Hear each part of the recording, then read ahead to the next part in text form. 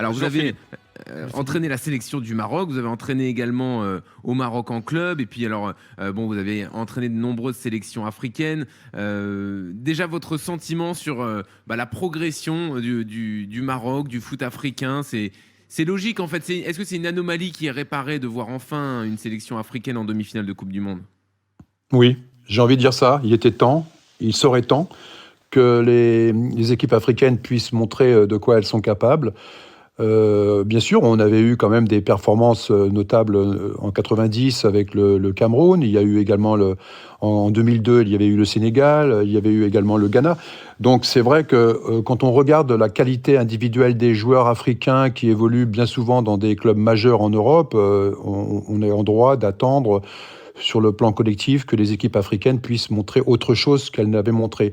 Et donc là, on a simplement, on a le Maroc qui est en demi-finale. Ça reste tout de même un exploit, hein. Ça reste quand même une surprise.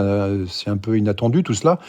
Mais comme vous le disiez, le fait d'être arrivé premier de son groupe, dans un groupe où il y avait quand même la Croatie, avec un match d'ouverture, avec un match nul, donc c'était déjà un bon signe. Et puis ensuite, il y a eu la victoire de la Belgique, et l'élimination de l'Espagne et du Portugal.